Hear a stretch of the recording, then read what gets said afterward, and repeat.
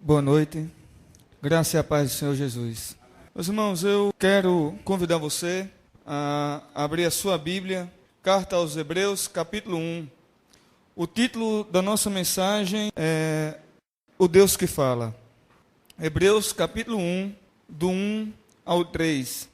O Deus que Fala. Havendo Deus outrora falado muitas vezes e de muitas maneiras aos pais pelos profetas, nesses últimos dias nos falou pelo Filho, a quem constituiu herdeiro de todas as coisas, pelo qual também fez o universo. Ele que é o resplendor da glória e a expressão exata do seu ser, sustentando todas as coisas pela palavra do seu poder.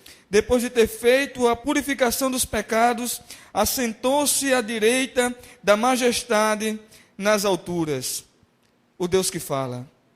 Senhor, eu louvo a Ti pela Tua presença, o Teu acolhimento aqui neste lugar, Pai. Senhor Deus, mais uma vez, Senhor Deus, sou eu, Teu servo Ayrton, que me dirijo a Ti, Senhor Deus. Peço graça, Senhor Deus. Que a Tua palavra, que é viva e eficaz, Senhor Deus, e mais cortante e penetrante que a espada de 2 gumes, produza frutos de arrependimento, a começar do meu coração, Senhor. Senhor Deus, que a Tua palavra encontre aconchego em cada coração aqui neste lugar, Pai. Senhor Deus, que as nossas preces sejam ouvidas por Ti e que o meditar dos meus lábios, Senhor Deus, as nossas orações traga um sorriso à Tua face e alegria ao Teu coração, no nome de Jesus. Amém. O Deus que fala. É notório que nós vivemos a era das comunicações. Nós nos comunicamos basicamente o tempo inteiro. É TV, rádio, jornal, internet, Facebook, Orkut, Twitter, MSN, rádio. Como disse um grande comunicador, o velho guerreiro, quem não se comunica, se trumpica. E lá nos mais povoados, nos mais remotos povoados do sul do Peru, ali onde estão os missionários Hugo e Rose, ali nos mais remotos povoados do interior do Peru, perto da Cordilheira dos Andes, um povo quechua, eles referem-se ao rio Amazonas como o Deus que fala. Tamanho é o barulho que as águas do rio Amazonas causam ao cair, ao descerem das cordilheiras, percorrendo todo o Peru, percorrendo desde as Cordilheiras dos Andes, cortando todo o Amazonas, até chegar ao seu estuário ali, no Pará. O rio Amazonas é o rio mais extenso do mundo em volume d'água, e corresponde a aproximadamente 16% de todas as águas doces do nosso planeta. E os povos indígenas do Peru referem-se ao Amazonas como o Deus que fala.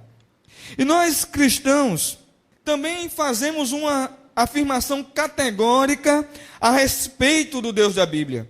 Dizemos que o Deus de Israel, o Deus de Abraão, o Deus de Isaac, que o Deus de Jacó, não apenas ouve as nossas orações e petições, mas esse Deus, revelado nas Escrituras Sagradas, Ele também fala ao nosso entendimento.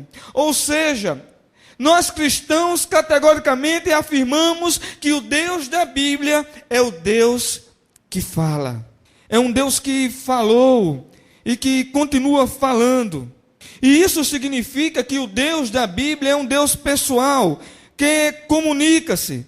É um Deus que se relaciona pessoalmente com os seus, com aqueles que nele creem. O Deus da Bíblia é um Deus que nós podemos ouvir o sussurro de sua voz no mais profundo de nossa consciência. É um Deus que afeta. É um Deus com quem a gente pode conversar. Ele falou a Adão no jardim do Éden. Ele falou a Noé, a Abraão, a Moisés e a tantos outros na história da igreja. E quando nós afirmamos que Deus fala, nós estamos querendo afirmar o conteúdo de sua fala, O que é que Deus fala? E quando afirmamos que Deus fala, em primeiro lugar estamos dizendo que Deus expressa a sua vontade ao falar, mais precisamente a sua vontade moral. Deus fala para nós o que devemos e o que nós não devemos fazer. O que devemos fazer e aquilo que nos é proibido fazer. O que é certo e aquilo que é errado. Não somente o que podemos, mas o que devemos fazer. Deus expressa a sua vontade. E a Bíblia Sagrada, esse livro que você tem aí em suas mãos, é recheada de expressões da vontade moral de Deus. Exemplo disso são os 10 mandamentos: não matar, não roubar, não mentir, não cobiçar. Não apenas os mandamentos que são proibitivos, mas também os mandamentos que são positivos, tipo honrar pai e mãe, guardar o sábado e santificar o sábado, ou seja, guardar um tempo e perceber Deus nesse tempo. Isso é a vontade moral de Deus. É por isso que Deus é um Deus pessoal. Ninguém diz que deixou de roubar alguma coisa porque a luz exigiu. Ninguém faz um ato de generosidade porque a lei da gravidade assim orientou. Por que você está fazendo isso? Por que você está fazendo isso, Eloy? Não, é porque a lei da gravidade me orientou a fazer dessa forma. Ninguém faz isso. Quando nós agimos com misericórdia e fazemos um bem a alguém, e alguém nos pergunta o porquê, respondemos que é assim porque Deus falou que deveria ser assim. Ao fazermos isto, estamos apresentando a Deus aqueles que ainda não o conhecem. Ou seja, Deus fala, e ao falar, Deus fala qual a sua proposta, sobre qual é o jeito certo, correto de viver, sobre qual a sua maneira de enxergar a vida. Mas também quando Deus fala, meus irmãos, Deus não nos dá apenas uma palavra moral. Deus também nos dá uma palavra afetiva. Deus também nos oferece uma palavra de carinho, uma palavra de afeto. Ele nos diz no fundo do nosso coração: você é meu filho amado. Você é a menina dos meus olhos. Você é o meu xodó. Aquele a quem me afeiçoei. Aquela por quem eu entreguei a minha vida, a vida do meu filho. Aquele por quem meu coração bate mais forte. Eu te amo. Deus sussurra o seu cuidado para conosco. Deus nos conforta e nos consola nos momentos difíceis de nossa vida. E é interessante perceber isso, por exemplo, no Salmo 23. Porque nos lembra que Deus revigora a nossa alma. Deus refrigera a nossa alma e renova as nossas forças. O profeta Isaías nos diz que Deus dá força ao cansado e renova a vitalidade de quem não tem nenhum vigor. Então, nós ouvimos uma palavra de Deus que nos anima, que nos encoraja.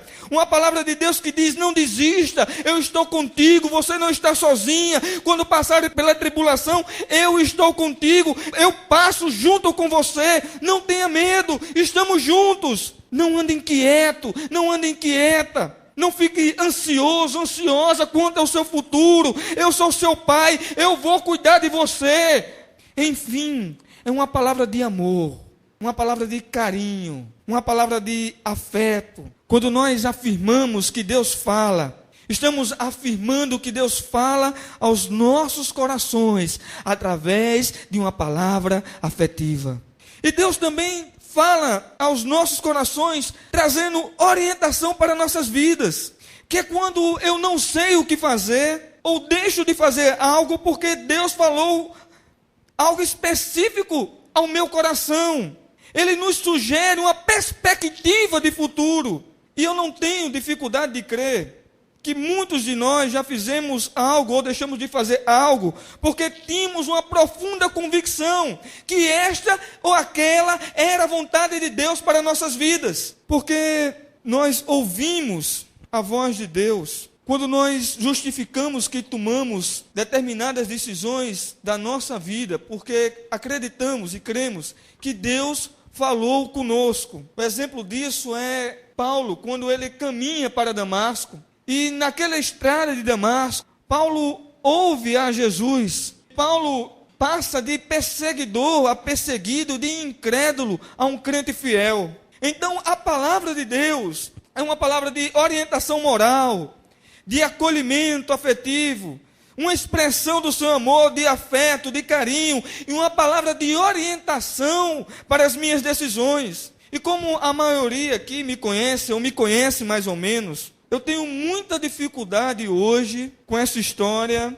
do Deus mandou. Frequentemente pessoas me procuram para pedir conselhos e ajuda, e aí muitas das vezes as pessoas já chegam dizendo: pastor, Deus mandou.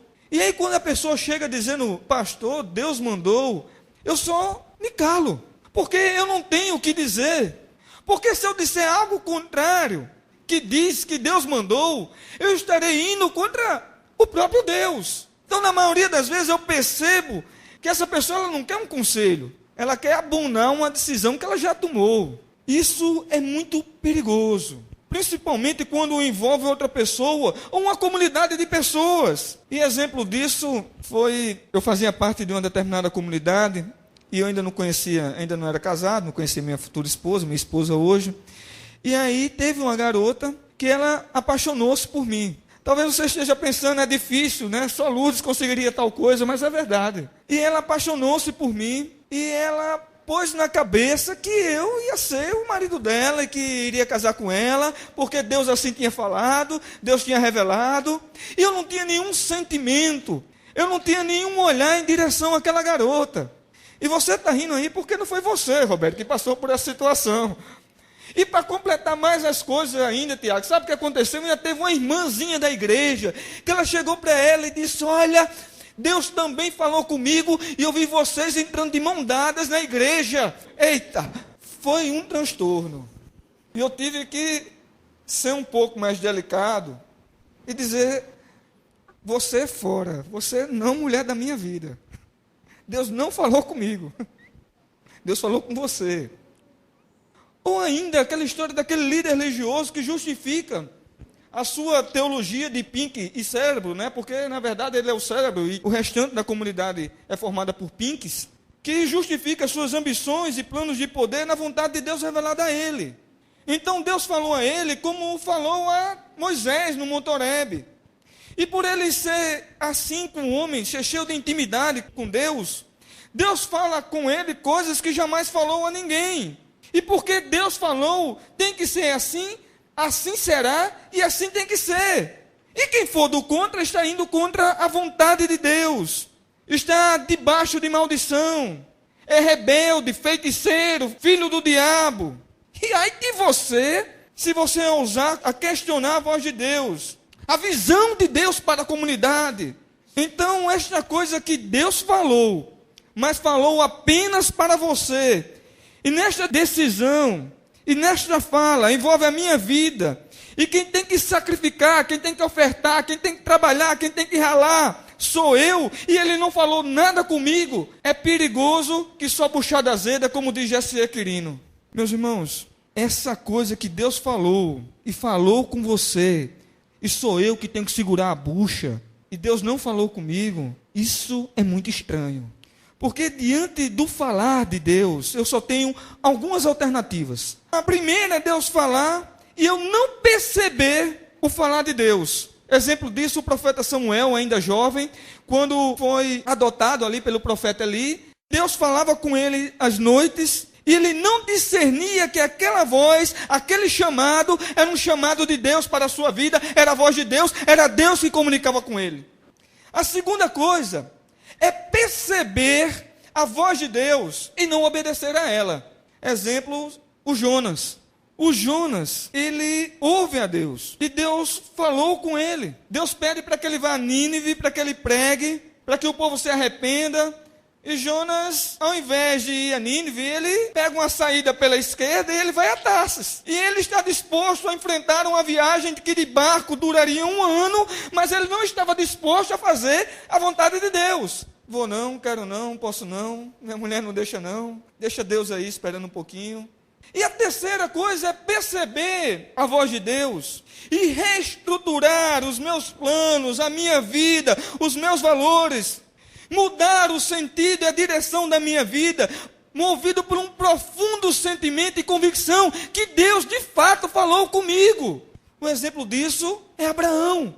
Abraão, na casa da sua família, Deus fala a Abraão, e ao perceber a voz de Deus, ele reestrutura a sua vida, e ele parte para cooperar com Deus, e junto com Deus, formar uma nação. Agora, uma coisa é certa: quando a Bíblia fala que Deus fala, é porque Deus fala. E o que Ele fala? Ele fala a sua vontade moral. Ele fala a sua palavra de amor pessoal. Ele sabe quem sou. Ele sabe seu nome, sua história. Ele lhe viu ainda informe no ventre da sua mãe. Ele lhe viu crescer, ele chorou com você. Ele esteve presente em cada um dos seus aniversários e nos momentos mais difíceis da sua vida. E ele celebrou com você cada vitória sua, aleluia. E Deus também nos orienta nas nossas decisões. Eu já fiz isso. Eu já fiz coisas na minha vida crendo que esta era a vontade de Deus para ela. E quando Deus manda você fazer algo, você não precisa ficar dizendo para os outros que Deus mandou. Porque se Deus mandou, meu irmão, vai dar certo. Agora, se Deus não mandou, como dizia Ingrid Guimarães, vai babar. Da mesma forma que é muito perigoso você ficar ouvindo apenas a voz amorosa de Deus, e você passar a viver de forma permissiva, pregressa, imoral, porque esse Deus me ama e me quer bem, então não importa o que eu faço ou o que eu deixo de fazer, eu vou pintar o 7, desenhar o 8, e o resto é que se dane. Da mesma forma, é muitíssimo perigoso ficar apenas ouvindo a vontade moral de Deus, porque eu corro o risco de me tornar um religioso, um legalista, uma pessoa que acha-se no direito de julgar os outros, de julgar todo mundo, achando que todo mundo é pecador, que ninguém presta. Só aqueles que prestam são aqueles que estão numa roda de santidade, num padrão que eu idealizei.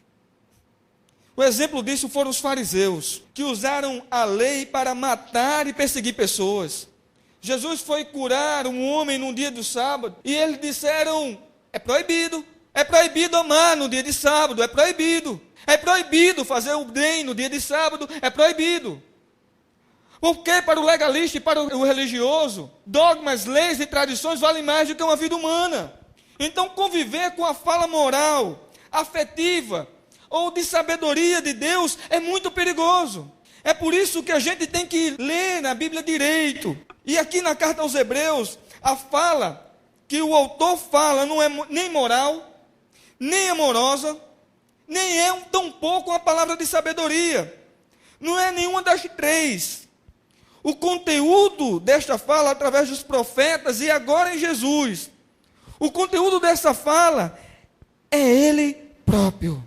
Ou seja, Deus fala através de Jesus quem Ele é. Ele nos revela a sua pessoa, seu caráter, sua identidade. Porque conhecer a Deus é mais importante do que conhecer um conjunto de leis, de regras, ou decorar um catecismo. Conhecer a Deus é mais importante do que conhecer seus benefícios. Conhecer a Deus é mais importante do que conhecer o futuro. Por isso que o profeta Isaías, no capítulo 64, fez afirmações das afirmações para a tradição do povo hebreu. Quando ele diz que desde a antiguidade, nem com olhos se viu, nem com ouvidos se ouviu, um Deus como o nosso, que trabalha em favor daquele que nele esperam, aleluia. Isaías está falando aqui do caráter de Deus, que é revelado em oposição, em distinção aos deuses de todas as outras nações. E é isso que Deus revela em Jesus de Nazaré. Não apenas um conjunto de doutrinas, não apenas um amor declarado por quem quer que seja, não apenas uma orientação para um momento específico da sua vida, mas o Deus que ele é. Por isso, o apóstolo João nos diz no início do seu evangelho: no princípio era o Verbo, e o Verbo estava com Deus, e o Verbo era Deus. Ele estava no princípio com Deus. Todas as coisas foram feitas por intermédio dele, e sem ele nada do que foi feito se fez. E o Verbo se fez carne e habitou entre nós, cheio de graça e de verdade, e vimos a sua glória, glória como unigênito do Pai. O Deus da Bíblia Sagrada, ou o Deus que nós cristãos cremos, é um Deus pessoal. Ele é o Deus de Abraão, ele é o Deus de Isaac, é o Deus de Jacó. Ele é um Deus de relacionamentos. Ele não é o Deus conceito dos religiosos. Ele é o Deus de Abraão, ele é o Deus de Isaac, ele é o Deus de Jacó, mas ele também é o Deus de Ana Valéria, ele também é o Deus de Tiago, ele também é o Deus de Luiz Augusto, ele também é o Deus de Pastor Márcio, ele também é o Deus de Andréia, aleluia, porque ele é um Deus pessoal. Por isso, Jesus, numa conversa com seus discípulos, ele diz lá no Evangelho de João, capítulo 14, ele diz: eu sou o caminho, a verdade e a vida. Ninguém vem ao Pai senão por mim. E o que é que isso? O que é isso? Ninguém vem ao Pai senão por mim. Não é que Deus pegue Sônia e chegue: Senhor, está aqui Sônia. E aí ele diz: fica aí Sônia. Aí vai lá, aí pega Lisa, pega Tainá, aí diz: olha Senhor, peguei mais 2. Agora eu vou pegar pastor Márcio. Eita, deu um trabalho arretado, está aqui.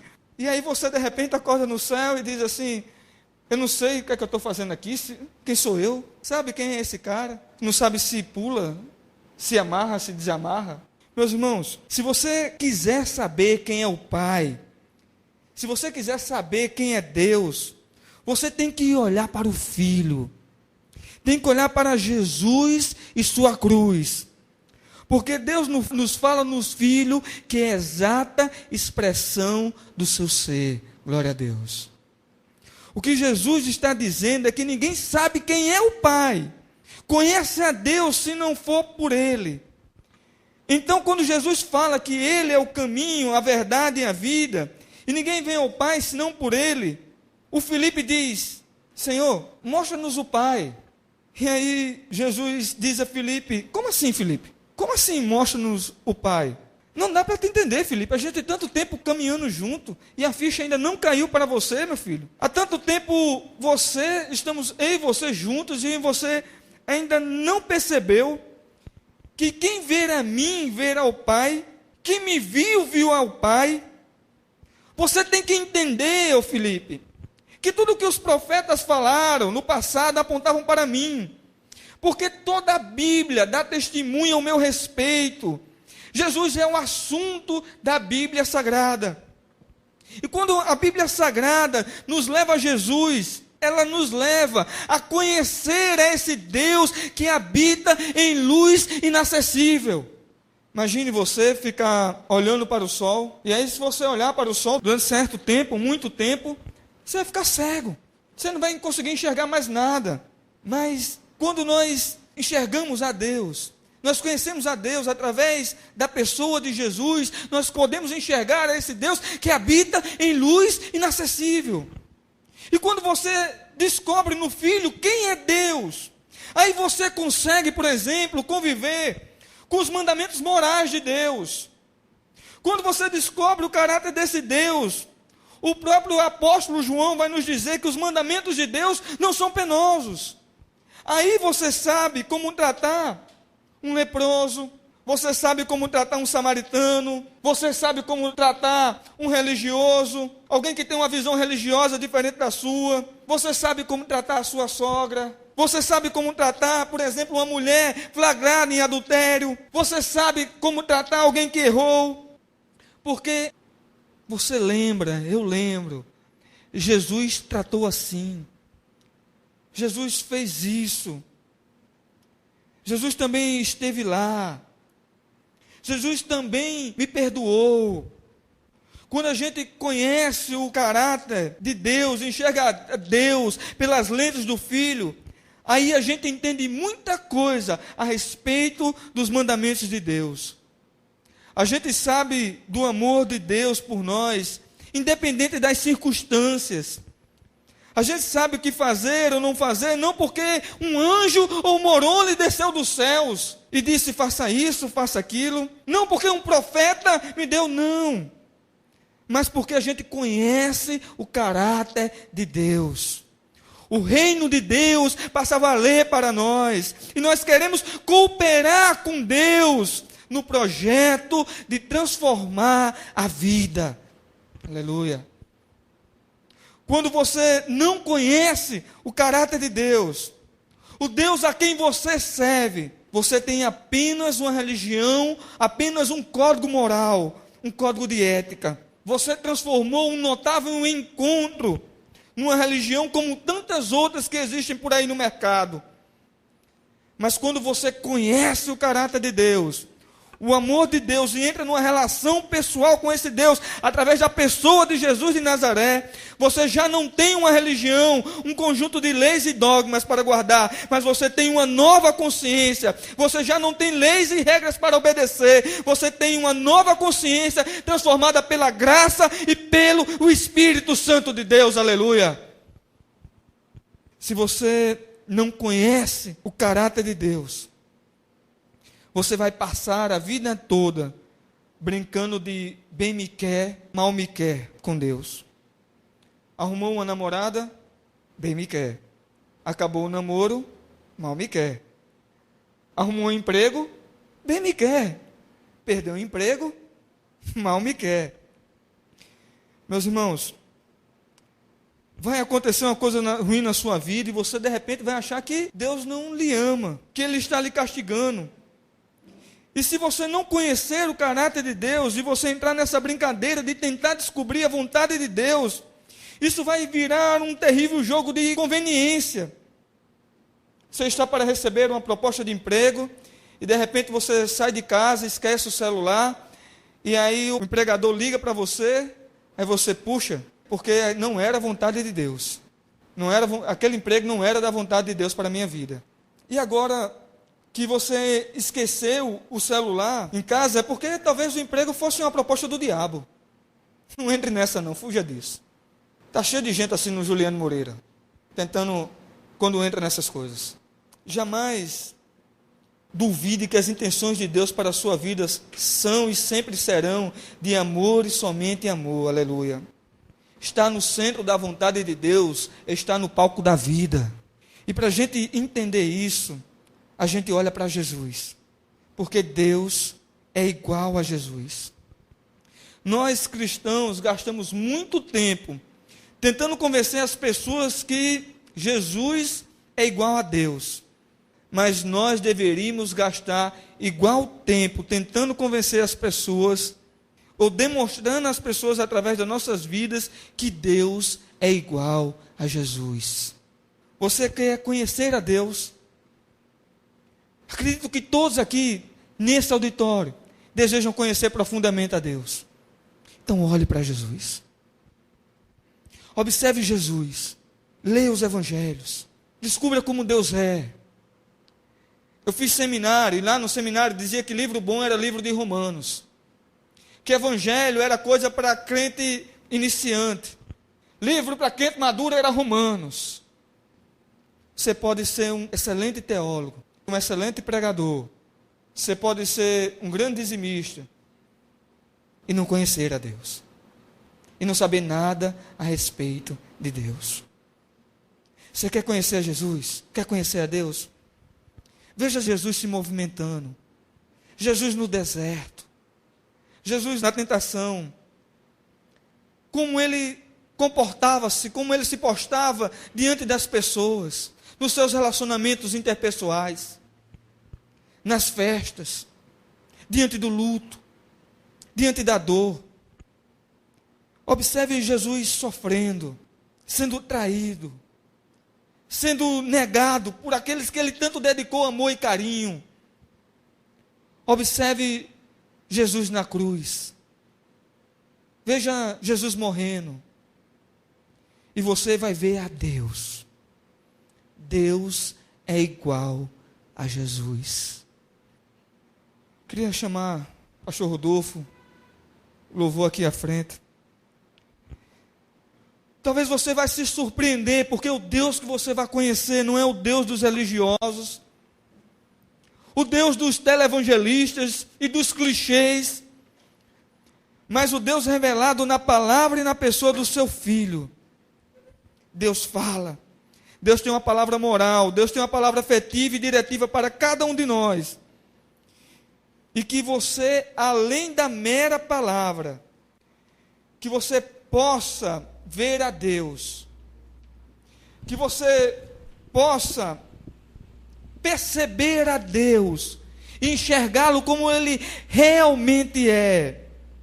Não interessa se está chovendo ou se está fazendo sol, importa quem Ele é, aleluia. Que você possa conhecer a Deus através da pessoa de Jesus de Nazaré. É aquele carpinteiro humilde, que é a exata expressão do seu ser, Maranata. Fique de pé em nome de Jesus.